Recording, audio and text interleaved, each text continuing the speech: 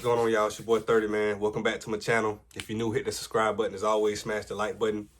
We went 4-3 last night. Would have went 5-2, but North Carolina quarterback got hurt in the first quarter. They ended up playing with a fourth-string quarterback, ended up losing by 14 points. It's always some crazy injury, fluke stuff happening. It's crazy. But we went 4-3. I'm not too mad. I'm not too discouraged. It's a positive day. We won some money back. But I'm feeling really good, man. I'm feeling about like 75%, 80%. Y'all can kind of tell I'm more pepped up. I got my little Gatorade. Got my Gatorade on deck. I feel more like myself right now. So I know tomorrow I'm gonna be perfect. But we back at it today. I think I got 6 or 7 bets today, man. Couple props, some spreads, some interceptions. You know the interception game get kind of crazy. But man, I appreciate y'all rocking with me. Let's get into the picks for the day. Y'all, first pick of the day, first game of the day, 1 o'clock game. Jets on the road against the Bills. You know we got to do it. We're taking Josh Allen under 0.5 interceptions. I know the interception game is crazy, but just hear me out. Just hear me out. The Bills are 12-3. The Jets are terrible. There should be, even if the Jets somehow win this game, the Bills shouldn't have to do nothing crazy. Like, this game does not matter to them. No playoff implications whatsoever. They're in the playoffs. They're locked in. It does not matter. The Bills are playing for the long game to potentially win a Super Bowl. They're worried about the Chiefs and the Ravens. They're not worried about anybody else. This game means nothing. I could see the Jets coming in there and potentially winning this game just off some fluke. The Bills don't really care or whatever. That's why I didn't touch the spread. It was like a 10-point spread. I left the spread alone because I know anything can happen end of the season. But I don't see a scenario where Josh Allen throws an interception. I just don't. I think they run the ball most of the game. I don't think, with all due respect to football and everybody want to be professional, this game means nothing. I hate to say that, but this game absolutely means nothing. Josh Allen has no reason to force a pick or do for what, especially not this type of season. He's having an MVP-like season. It's him, Lamar. They're having great seasons. So I don't see a scenario where Josh Allen has a force a throw like he would do in the past couple years ago, because he used to force throws. He doesn't so much now. If you watch him, Josh Allen he'll take off running. He doesn't force as many throws as he used to. So, but I don't see a scenario where he has to throw a pick. Like, he doesn't have to. So that's the first pick of the day. Josh Allen under 0.5 interceptions. Let's get into the next one. Y'all, second pick of the day, it got Cowboys and the Eagles 1 o'clock game. And I try to stay away from these because these are division games, but I just almost had to. It's just too perfect of a situation I had to. So both got backup quarterbacks. And are you going to honestly tell me that without Jalen Hurts, the Eagles are 10 points better than the Giants? I'm sorry, not the Giants, the Cowboys. I just don't see the Eagles being 10 points better than the Cowboys without Jalen Hurts. I just don't see it. Like, with all due respect, without Jalen Hurts, the Eagles are not that much better than the Cowboys. I hate to say it.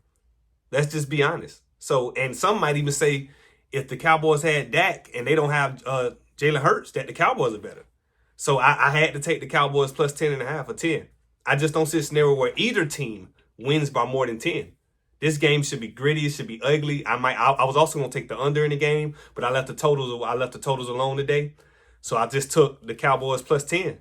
I just don't see a scenario where the Eagles, without Jalen Hurts, who already play at a slow pace running the ball, is going to beat a team by 10. I just don't see it. So we're taking the Cowboys plus 10 against the Eagles. Another situation where the Eagles are locked in. You know what I'm saying? They're ready for the playoffs.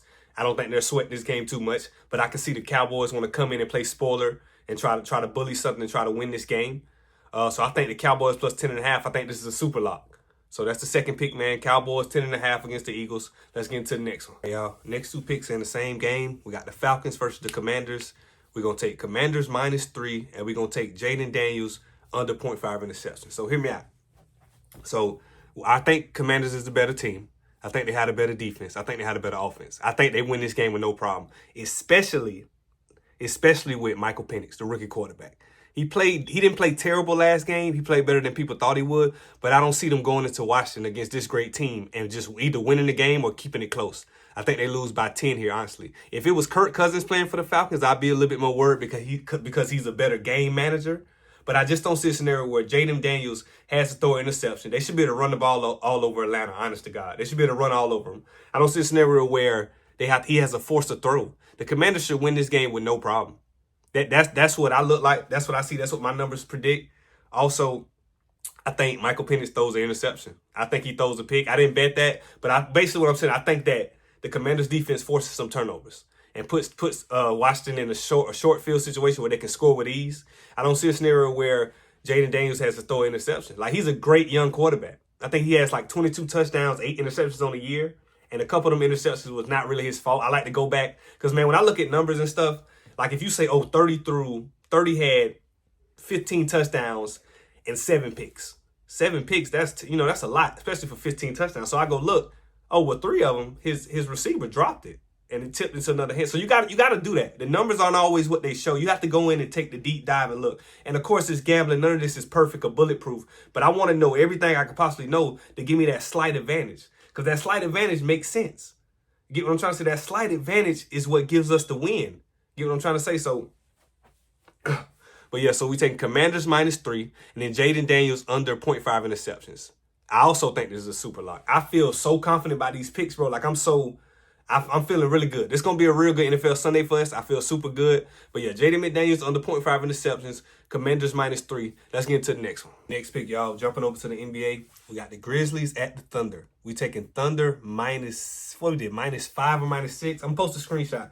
I thought we took them -6. If I went, I got to go back and see. But I think I took Thunder -5 or -6. Whatever it is at home.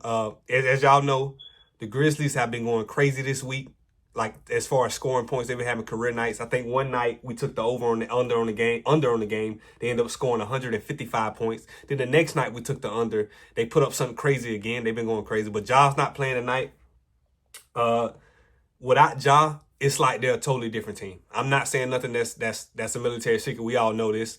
It's like the same NBA players, NBA professionals. When Ja's not on the court, they don't have the confidence, they don't have the will, they don't have the scrappiness to fight. They just aren't the same team without Ja. He's the heartbeat of that team. And without Ja, they stand no chance of keeping it close against one of the best teams at home in OKC. I keep saying it ever since the NBA Cup game. It's been disrespect on OKC name when they're still like one of the young best teams, if not one of the best teams in the whole league. Like right now, I would say they're better than Denver. With all the history that Denver has, Denver is not the same. Denver is not. They don't have it. I don't know what's going on, but it's not the same. So, but we taking OKC. I think it's -6 at home. This should be without Ja. This shouldn't have no issues. They should beat the hell out of Memphis. To be honest with you, the way the laws of average been playing, Memphis been playing great basketball. They've been scoring a lot of points. I expect them to have a very like bad shooting night without Ja. A meltdown. I expect them to come down to reality.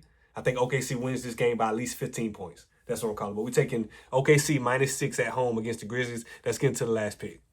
All right, y'all. Last pick of the day. Sticking with the same game, NBA game. We got a prop. Zach Edey under 21.5 points, rebounds, and assists. Okay, so here's the thing with this. So a couple things I noticed when I watch Memphis. When Ja plays, Zach Edey's he gets more touches. He's more involved. But when Ja doesn't play, he has to rely on getting rebounds or putbacks. They don't run nothing through him. But when Ja's on the court, whatever it is, when they run that pick and roll, Jaren Jackson spots up in the corner for a catch and shoot 3. And they have Zach Edey picking and rolling. And he can pick and pop too, knock down like a little 13-footer off the bank shot.